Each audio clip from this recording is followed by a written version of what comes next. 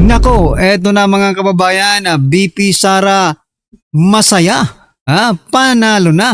O Luestro iyaka. Nako, yan po ang ating alamin mga kababayan sa video ito.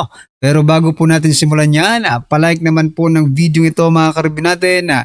Malaking tulong po yan. Maraming salamat po. At eto nga, bago po natin yan simulan, i-play. Eto, pasadahan po muna natin ang mga nagte-trending na mga balita dito po sa social media at unahin na po natin itong si President Bongbong Marcos Jr. Mukhang bangag na naman Sabi po kasi dito mga kababayan, sa ang balita ngayon, Marcos Jr. nangangambang mabaliwala ang kanyang mga ligasiya. Aba, meron pala. Hindi ko alam meron palang ligasiya si President Bongbong Marcos Jr. Okay. Ano nga ba ang mga ligasiya ni President Bongbong? Una, okay, yung flood control scandal. Pangalawa, yung mali-maleta. PhilHealth, hindi pa na ibabalik. Yung Maharlika Fund, ano na kayang nangyari? Yung gold reserve. Yan lang po ang base lang po yan mga kababayan sa aking naaalala. Ngayon, kung kayo po ay may naaalala na ligasiya ni President Bongbong Marcos Jr., mga kababayan, maaari po ba? Para malaman po ng ating mga kababayan na nanonood ngayon, paki-comment naman po sa ibaba, yung kanyang mga sinasabing mga legacy, Para naman malaman po, malaman ng ating mga kababayan kung ano po ang kanyang sinasabing mga ligasiya na posibleng mawala. Sabi po dito, malaking pangamba ito para sa akin. Ang continuity ang ating hangarin, pinapangarap at pinagtatrabahuan. Kung wala ito, babalik tayo sa lumang paraan ng pamamalakad. Anong pamamalakad? Anong bagong pamamalakad ang sinasabi mo, President Bongbong Marcos Jr.? Kung yung sinasabi mong lumang pamamalakad ay yung dating administrasyon ni former President Duterte, mas gugustuhin pa namin na bumalik ang ganong pamamalakad kesa po mag-continue pa ang ganito. Diba? Hirap na po ang taong bayan. Diyos ko po. Grabe si President Bongbong Marcos Jr. talagang nag-aalala sa kanyang legacy. Ano kayang legacy ang gusto niyang ipagmalaki sa atin? Wala naman tayong nakikita. Eto, pasadahan po natin yung ilan sa mga naging komento ng ating mga kababayan. Sabi po dito ni Erlenda, nangamba siyang matigil ang korupsyon na kanilang nasimulan kasi nakulong ang mga sangkot. Makukulong ang mga sangkot pag Duterte ang presidente. Correct. Wala ka namang legacy, sabi po ni Zach. Sabi po ni Raymond, legacy or illegacy? Illegacy. Illegal na legasiya. Yun. So, what legacy has been talking? Meron ba? Can anyone here share at least one major project of this guy? Sabi po ni Ian. Yun nga sige nga po mga kababayan, alalahanin nyo from the start ng kanilang administrasyon, ano po ba yung tinatawag nilang legacy, na talagang sa kanila nagsimula, Hindi yung mga legasiya pa ni former President Duterte tapos inaangkin nila. Tapos sasabihin, this is my legacy. Nako po, credit grabber po ang tawag doon mga kababayan. Sabi po ni Melody, drugs, ghost project at maleta legacy. Ayan. Anong legacy kaya nito? Maleta? Ayan. Ay naku, puro ganun ang mga nakikita dito. Sabi po ni Marieta, Garcia, given their own medicine, if in soul, ayan leadership para sa Pilipino, yan, CAB, influence, might is right, friendship with ex-US President, palayo yata yung komento niya, But anyway, maghanap tayo ng komento, medyo palayo papunta sa US po, mag-comment naman po kayo ng mga related din dito sa sa topic. Anyway, ano po ang inyong opinion dyan mga kababayan? Just comment down below. At eto, bago po natin i-play yung video mga kababayan, eto, Pasadahan po muna natin itong si kasi umiyak na rin eh. Iyak na rin itong si Chua. Sabi po dito ni Chua, mga kababayan, mula po ito sa Batas PH. Dati, sinasabi nila na handa sila pero ngayon, eto, binibigay na yung pagkakataon sa kanila and yet, lahat naman kine-question nila. At sasabihin nila na unconstitutional. Ayan. Yung hindi pagharap ni VP Sara, yung hindi pagsagot ni personal na pagsagot ni VP Sara sa kanilang mga katanungan, ito ang kanyang reaksyon, no? Dati daw binibigyan ng sabi handa na daw. Teka lang, nalilito ako sa inyo Chua. Sabi ni Karen Davila kanina, no? Tinanong po si Luestro yata yun mga sabi, so parang na yung mini court, di ba? Parang korte na rin kayo.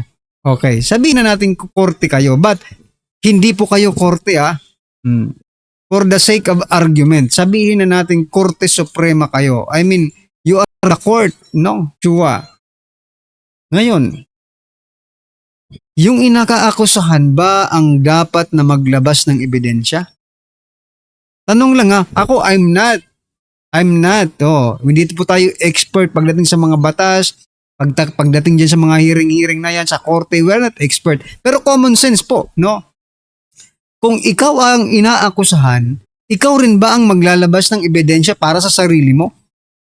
Hindi po ba kayo dapat, no, ang maging handa, hindi si BP Sara? Oo, sasagot lang kasi si BP Sara based on your evidence, di ba? Ngayon, ano ang sasagutin ni BP Sara kung wala naman kayong ipapakitang ebidensya? Gets, mga kababayan? Di ba? Kayo dapat sa Committee on Injustice, no, ang handa, maging handa sa kung anumang ebidensya ang inyong ipapakita at sasagutin lang yun ni BP Sara. Kasi siya po ang inaakusahan, no? Hindi naman pwedeng siya na ngang inaakusahan, siya pa ang magbibigay ng ebidensya sa inyo. Ano kayo, hello? Di ba? Ito po ang naging komento ng ating mga kababayan. Sabi po dito ni Dante, nag-vote na kayo ng sufficient in form and substance. May grounds na din for impeachment. Ang hearing pa gusto nyo? Yung clarificatory question, bakit nag-vote agad kayo kung hindi pa malinaw?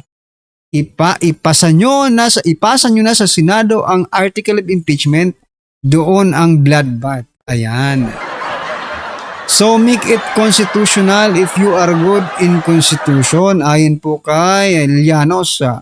Sabi po ni Vladimir, Chua, alam naman nating lahat na gusto nyong makontempt lahat ng lawyer ni Sara nang makausap nyo ng masinsinan.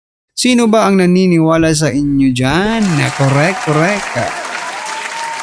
Ayan mga kababayan, ano po ang inyong opinion, reaksyon patungkol po dito sa gustong mangyari ni Chua, no?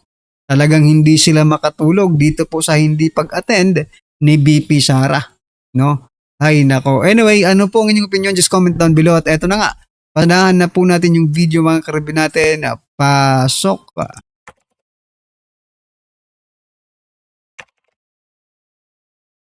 Ito ang mainit na balita na siyang dapat malaman ng taong bayan at tila usap-usapan ngayon sa mundo ng social media. Pero bago tayo magpatuloy, kung bago ka pa lang sa aking channel ay huwag mo nang kalimutang mag-like, comment at mag-subscribe para lagi kang updated sa mga susunod nating video.